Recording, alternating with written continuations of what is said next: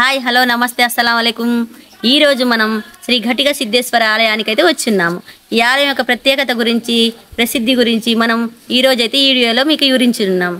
మీరు లాస్ట్ వరకు స్కిప్ చేయకుండా ఈ వీడియోని చూడండి।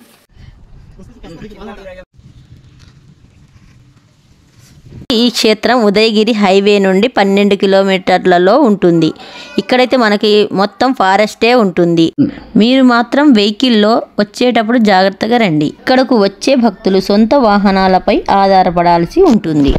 ఎత్తైన కొండలు, పచ్చని చెట్లు, పక్షుల కిలకిల రావాల నడుమ మనసును మైమరపించి ఆహ్లాదకరమైన వాతావరణంలో ఉంటుంది।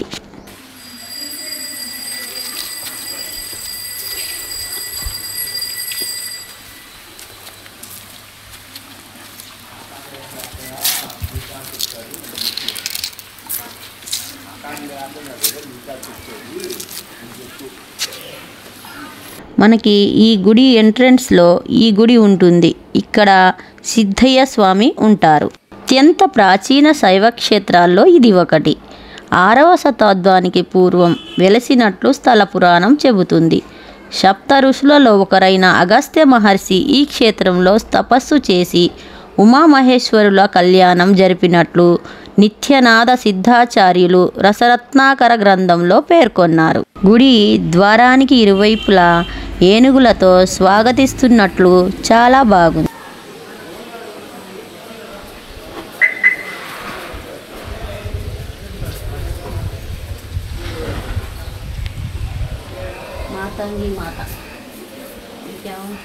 ఇక్కడ చూసుకుంటే చాలా గోశాలలు ఉన్నాయండి। అక్కడ ఆయన పైనుంచి పడుతున్న పూలైతే పట్టుకుంటున్నారు। ఇక్కడ దేవదారు చెట్టు నుండి పడిన నాగలింగ పూలు పట్టుకుంటే చాలా పుణ్యం అంట అండి।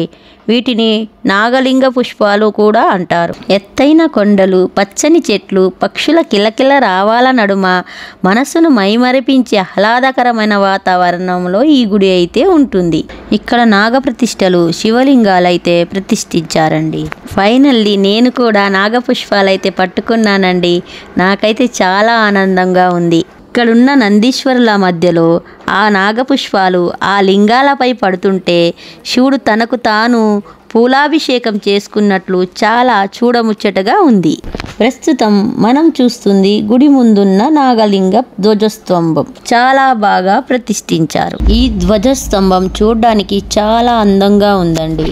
ఇప్పుడు నేనైతే గుడి లోపలికి వెళ్తున్నానండి। అత్యంత ప్రాచీన శైవ క్షేత్రాల్లో ఇది ఒకటి। 6వ శతాబ్దానికి పూర్వం వెలిసినట్లు స్థల పురాణం చెబుతుంది। సప్త ఋషులలో ఒకరైన అగస్త్య మహర్షి ఈ క్షేత్రంలో తపస్సు చేసి ఉమామహేశ్వరుల కళ్యాణం జరిపినట్లు నిత్యనాద సిద్ధాచార్యులు రసరక్తకరణ గ్రంథంలో పేర్కొన్నారు। నేనైతే స్వామివారిని దర్శించుకున్నాను। 1406వ సంవత్సరంలో విజయనగరం సామ్రాజ్యాన్ని పాలించిన రెండో హరిహర రాయలు అతని తనయుడు మొదటి దేవరాయలు ఈ ఆలయానికి ప్రాకార మండపం నిర్మించినట్లు చరిత్ర చెబుతుంది। 1974వ సంవత్సరంలో అవధూత అయిన కాశీనాయన ఈ క్షేత్రాన్ని జీర్ణోద్ధరణ చేశారు।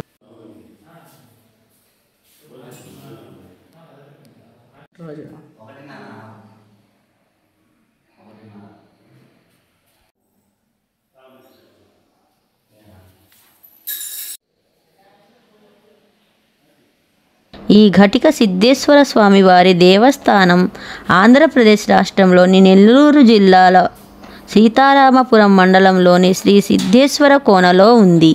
చాలా పురాతన చరిత్ర కలిగిన ఈ ఆలయం శిథిలావస్థకు చేరుకున్న దశలో కాశీనాయన స్వామి పునరుద్ధరించారని మనం తెలుసుకున్నాం। ఇది నెల్లూరుకు 110 కిలోమీటర్ల దూరంలో ఉంది। చుట్టూ పెద్ద కొండలు, పచ్చని చెట్ల మధ్య ఘటిక సిద్ధేశ్వరం చాలా ప్రశాంతంగా ఉంటుంది। ఈ స్వామివారి దర్శించుకోవడానికి చుట్టుపక్కల పల్లెటూర్ల నుండి చాలా మంది వస్తుంటారండి। ఇప్పుడు మనం చూసుకుంటే శ్రీ ఇష్టకామేశ్వరి దేవి, శ్రీ సిద్ధేశ్వరి దేవి ఇక్కడైతే కొలువున్నారు।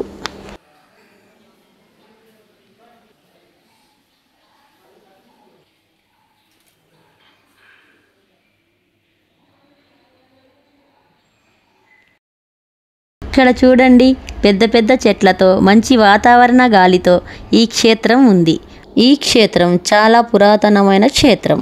మనకి ఇక్కడ అన్నదాన సత్రాలు కూడా ఉన్నాయి. ఈ క్షేత్రంలో ప్రతి సంవత్సరం శివరాత్రి, కార్తీక పౌర్ణమి నాడు ఉత్సవాలు నిర్వహిస్తారండి. ఇక్కడున్న గోవులను చూస్తుంటే నా మనసు చాలా ప్రశాంతంగా మారిపోయిందండి. ఇదైతే గుడికి మరొక దారి అండి. ఇక్కడ ఈ ద్వారం కూడా చాలా చూడముచ్చటగా ఉంది. ఇక్కడ చూడండి, గుడి మొత్తం శివలింగాలు అయితే ప్రతిష్ఠించారు. ఈ శివలింగం అయితే పెద్దదిగా ఉంది. అబ్బా, ఇక్కడ చూడండి, గుడి మొత్తం గోవులున్నాయి. ఈ గోవుల మధ్య మనం టైం స్పెండ్ చేస్తే మన ఆరోగ్యం కూడా బాగుంటుంది. మనం అయితే ఇప్పుడు గుడికి ఎడమ పక్కన ఉన్న కొండ మీదికి అయితే వెళ్తున్నాం. రండి. మీరు ఇక్కడి వరకు మా వీడియో చూశారంటే మీకు మా వీడియో బాగా నచ్చిందని అనుకుంటున్నాం. మీకు వీడియో నచ్చినట్లయితే మీరు లైక్ రూపంలో తెలియజేయండి. ఇక్కడ కూడా కొన్ని గోవులైతే ఉన్నాయి చూడండి. ఇక్కడ ఈ గుడిలో శ్రీ సిద్ధేశ్వర స్వామి అయితే ఉన్నారు. ఇక్కడ చాలా చోట్ల సిద్ధేశ్వర స్వామి గుడులు అయితే ఉన్నాయండి. ప్రతి సంవత్సరం శివరాత్రి, కార్తీక పౌర్ణమి నాడు ఉత్సవాలు నిర్వహిస్తారు.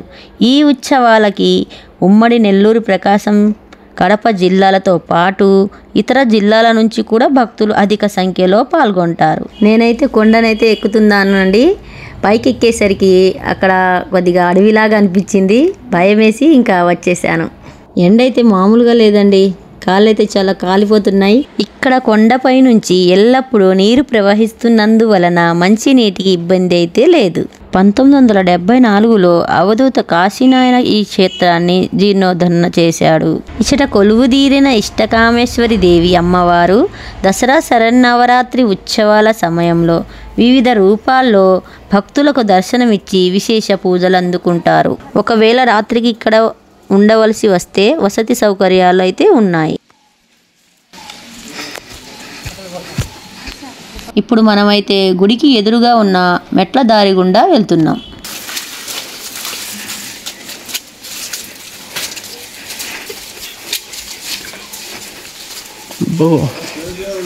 ఇక్కడ చూసుకుంటే మునులు స్నానాలు చేసే కొలనైతే ఉందండి. ఇప్పుడైతే వాడుకలో లేదు. ఇక్కడకు వచ్చిన భక్తులకు అన్నదానం ఏర్పాటైతే చేస్తున్నారండి. ఇక్కడకు వచ్చిన భక్తులు ఉత్సవాల సమయంలో తప్పక మామూలు రోజుల్లో సాయంత్రానికి తిరుగు ప్రయాణం అవుతారు. ఒకవేళ రాత్రికి ఇక్కడే ఉండవలసి వస్తే వసతికి సౌకర్యాలకు కొదువేలేదు. చుట్టూ పెద్ద పెద్ద పచ్చని చెట్ల మధ్య ఘటిక సిద్ధేశ్వరం చాలా ప్రశాంతంగా ఉంటుందండి. మీరు కూడా ఇక్కడికి వచ్చి తిలకించండి. కొండ ప్రాంతంలో పడ్డ నీరు ఇంటికి పోయేది.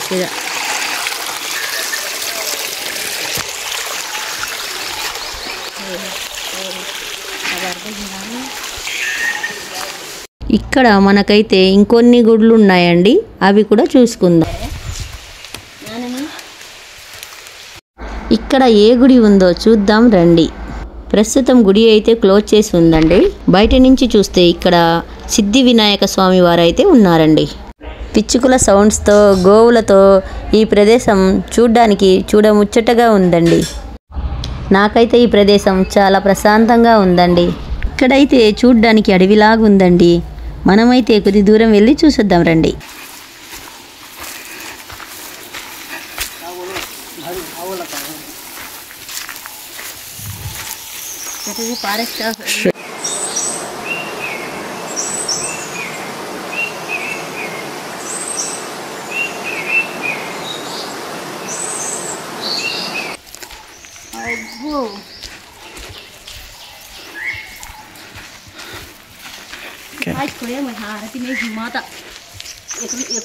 ఫోటో రెక్కలు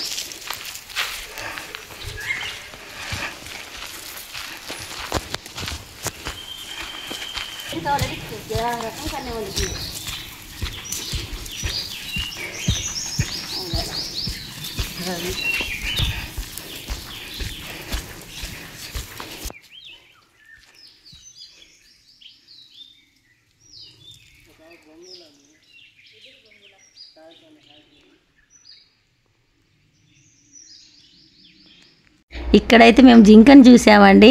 మేము చాలా చోట్ల జింకలు చూసామండి జూ పార్కులలో అక్కడ, కానీ ఇంత అందుబాటులో అయితే చూడలేదు. ఇక్కడ చూడండి నిత్య అన్నదాన ఆశ్రమాలు అయితే ఉన్నాయి.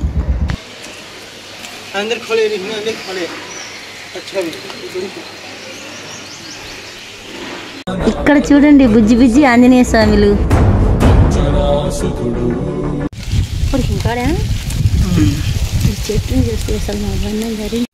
మీకు మా వీడియో నచ్చినట్లయితే please like, share and subscribe చేయండి. Stay tuned for more videos.